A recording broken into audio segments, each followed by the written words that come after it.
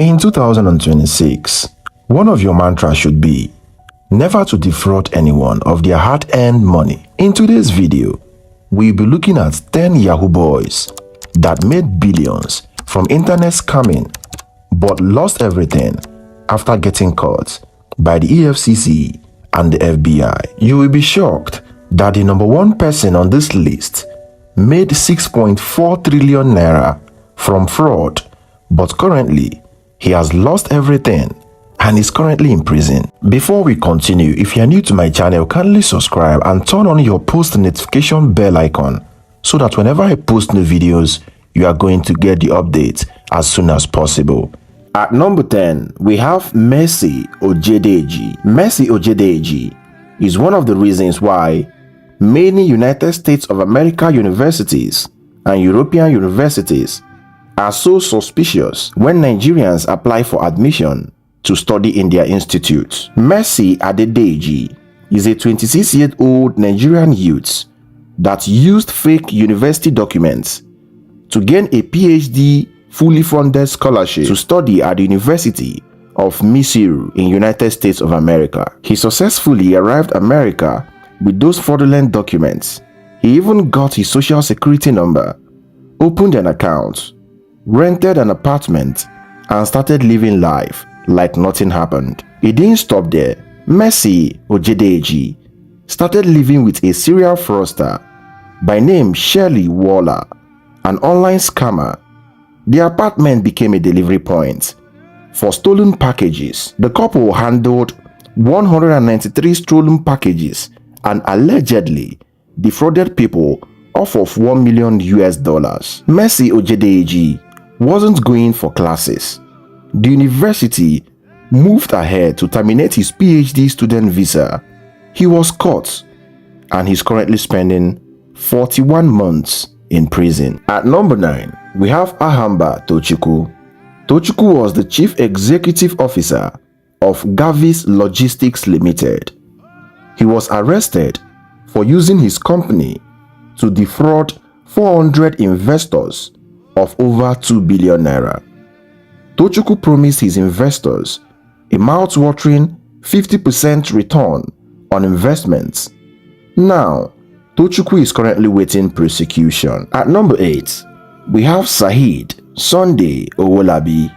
The 34-year-old fraudster was found guilty of wire fraud and money laundering after running different online scam operations in the United States of America. Owolabi pretended to be a woman online, and he heavily targeted veteran Americans who are either widowers or divorcees. He promised them love and a happy family. It will get to the point where Owolabi will start asking them for huge amounts of money. He even collected all their personal details and bank information. These accounts were then used to launder money from other scam operations. An old man in North Carolina who was one of the victims of Owolabi lost $120,000. During the COVID-19 pandemic, Owolabi also diverted COVID-19 relief funds that were meant for victims. He currently faces 40 years in jail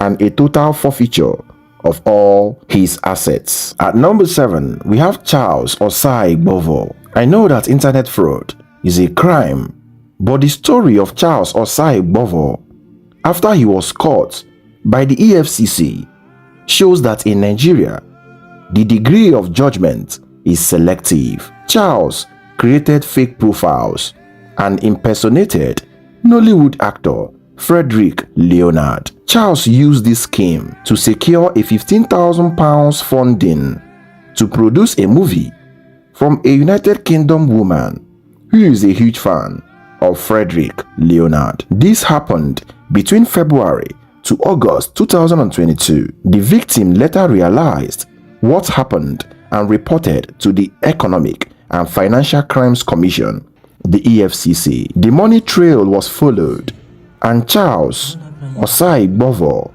was arrested in Lagos. Charles pleaded not guilty, but the judge went on to sentence him to 50 years imprisonment. Next, we have Adetomiwa Akindele. Adetomiwa organized one of the most heartless romance scams in the United States of America that defrauded grieving widows in the US out of $1.6 million. He specializes in widows who recently lost their husbands. He gave them fake promises of love, made them sell all their properties, and send him all the proceeds. He is currently languishing in the US prison. Next, we have Madwabi and Fanita. Madwabi relocated from Nigeria to Thailand for greener pastures. When he got there, he entered an arranged marriage with a Thai woman, Fanita, because of two reasons. Fanita, who herself was a fraudster, who helped Madwabi to grow his fraud ring in Thailand, the United States of America, and then in Europe.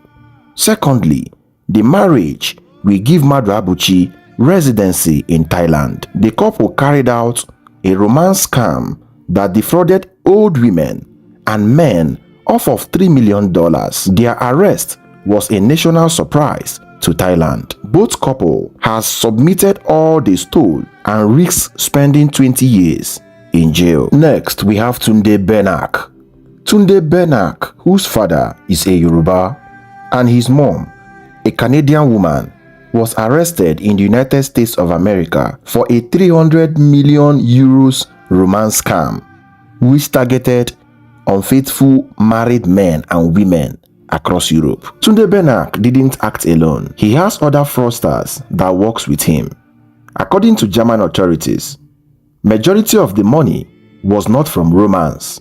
It was from illegal diversion of funds. Tunde Bernak and 4 other American citizens created fake online companies and websites. They used these companies to charge the credit card of thousands of unsuspecting victims every month. They charged these victims amounts that are less than 50 euros to avoid raising suspicion. They were later arrested in the US by the US Marshal. Tunde Bernak is facing extradition to Germany. Next, we have Ikechukwu.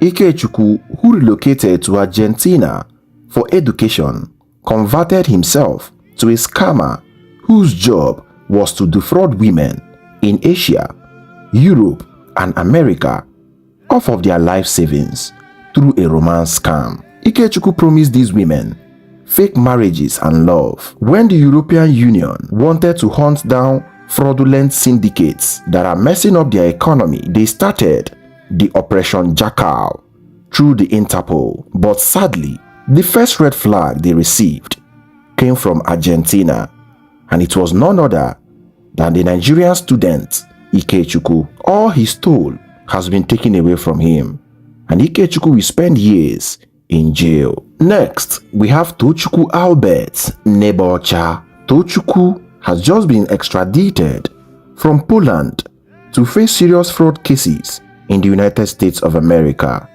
According to US authorities, Tochukwu will send emails to old people in the United States with a false claim that their distant family member just died and left them a huge inheritance in their will. The veteran Americans will now be asked by Tochukwu to pay tax and fees before documentation and handing over of the fake inheritance. This was how Tochukwu and 2 other Nigerian scammers stole the sum of $6 million from 400 victims. His accomplices, Okezie Bonaventure Obata and Ehis Lawrence, have already been sentenced to 8 years imprisonment in Nigeria. Tochukwu faces 20 years in jail in the United States of America. This video is a reminder that crime does not pay. Fraudsters are only tainting the image of the country and limiting opportunities for intelligent and honest Nigerians in the international platform. Leave your comments, share this video, like this video, and remember to subscribe.